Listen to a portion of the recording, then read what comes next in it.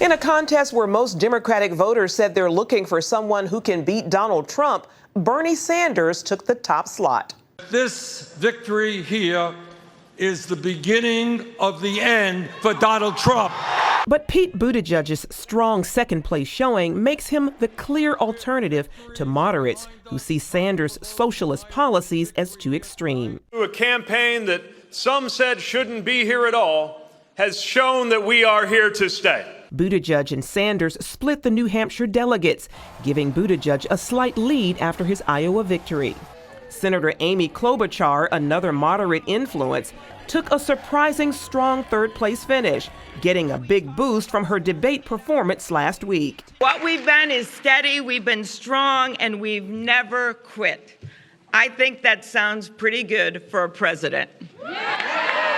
But across the months and months and miles of this race, we redefined the word grit. Former Vice President Joe Biden and Senator Elizabeth Warren, once frontrunners, both finished with single-digit support. Biden left the state early to get to South Carolina, where he hopes for a big win among black voters to keep him in the race. Where I come from, that's the opening bell, not the closing bell. Andrew Yang and Senator Michael Bennet have dropped out of the race.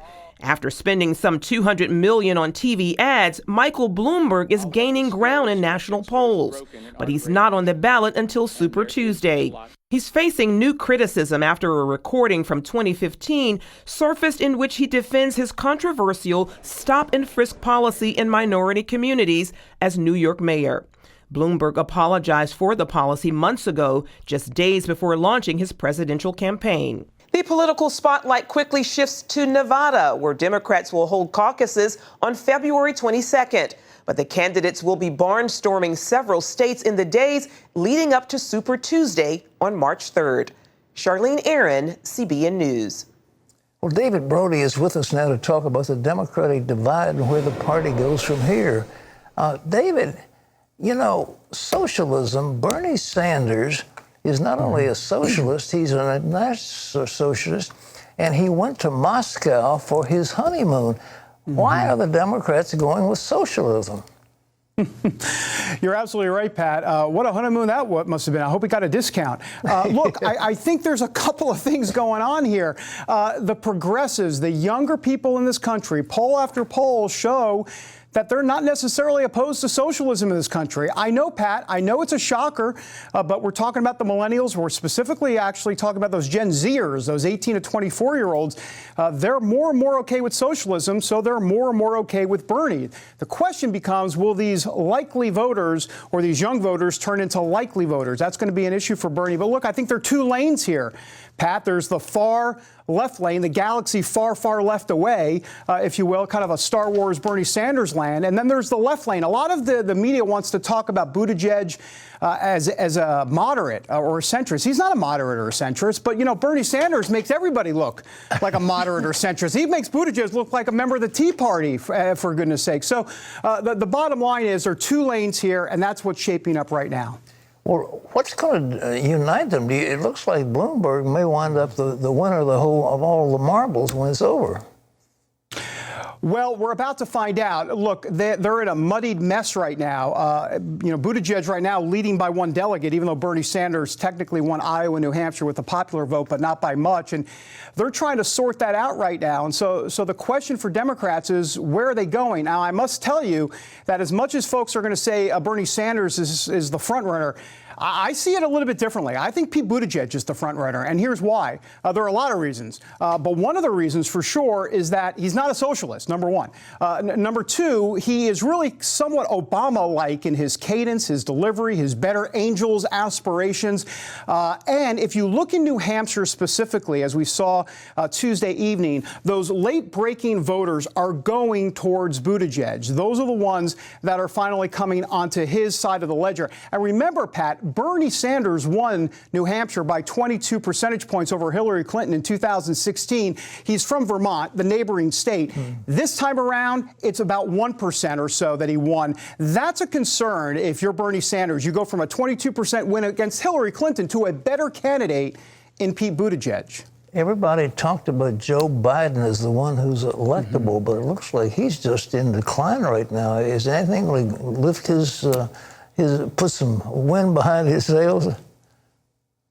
Yeah, look, I think for Joe Biden, it's over, done and doner, if you will. I mean, look, in New Hampshire, Pat, he spent a couple of days there, but he spent one day in Delaware, kind of reorganizing and kind of talking to his staff, and then the other day, the day before the New Hampshire primary, he was in South Carolina. So, I mean, it just doesn't bode well for Joe Biden. This has been a frustration with Biden. If you're a Biden supporter from the very beginning, he has looked closer to 80 than 70. He's, what is he, 77, 78? I've lost track, but he's lost a step, Pat. He really has on the campaign trail. He's always been kind of a human gaffe machine, but now he's even older and having a little bit more trouble in those debates. So, you know, the question then becomes, and we're getting a little bit ahead of ourselves, but if Biden gets out of the race, and South Carolina is his firewall with the African-American population down there, but if Biden gets out of the race, where do those votes go to? Well, the second choice of many Biden supporters is Buttigieg. Amy Klobuchar's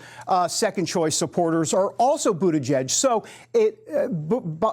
Buttigieg, there's a lot of B's going on. Buttigieg wants to get Klobuchar and Biden out of the race pretty quickly to coalesce some of that support to take on Bernie Sanders. Because let's be honest, Pat, the energy in the Democrat Party right now is with Bernie Sanders, with the progressive young left.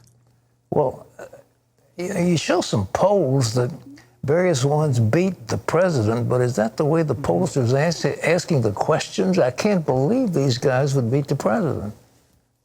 Well, these national polls have been shown to be unreliable. Just ask Hillary Clinton in 2016. But beyond that, it's really important for our viewers to understand that when you look at polls, make sure that poll is of likely voters, not registered voters. You know, there are a lot of polls that talk about registered voters. Well, guess what? You could be a registered voter that hasn't voted in 50 years. So registered voters is much different than likely voters. And real quick, as for Bloomberg, because I know you mentioned him earlier, he is the wild card in all of this, and I know there's been some controversy, as Charlene just reported there, about the stop and frisk policies and within the minority communities, and he's taken some hits for that.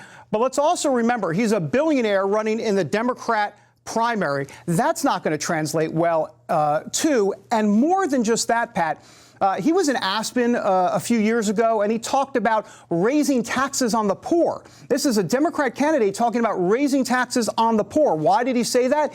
He felt that they would live longer if we could tax, or he wanted to tax sugary drinks and a lot of the things that have to do with obesity and all of that. So he said, look, if we can tax it, then they won't buy it. And if they won't buy it, they'll live longer. That was the philosophy. It's all right there on tape. You can see it.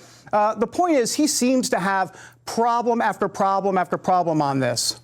Well, it looks like all of them are going to explode. I mean, is there any, quote, path to victory for any of those people right now? Well, there's a couple things going on. I think a lot's going to be determined on Super Tuesday. That's March 3rd. California, Texas, many other big states or other states vote on that day. Here's what my sense of it is right now, Pat. Bernie Sanders, if he is going to be stopped by the Democrats, he's going to probably have to somehow be stopped before Super Tuesday. And here's what I mean by that. After Super Tuesday, if you get into the numbers, and I don't want to nerd out here on national television, but if you get into the numbers on Super Tuesday, Bernie could have a delicate lead after Super Tuesday that will just be pretty much impossible to beat at that point. So the moderates, and I call them moderates now, I'm getting kind of sucked into their language, but you know, the folks that are to the left or, you know, a little bit to the right of Bernie, those folks would somehow need to coalesce between South Carolina, which is February 29th, and March 3rd, which is Super Tuesday. If those folks can coalesce, the Klobuchars, the Buttigiegs, the Bidens, all of those folks can figure out a way to somehow combat Bernie on Super Tuesday to kind of go all in as a unity, not ticket, but a unity coalition, that might be able to stop Bernie. Otherwise, it may be Bernie or bust for Democrats, and that's a real problem for them. David, thank you for your insight. Look forward to having you again. Thank you so much.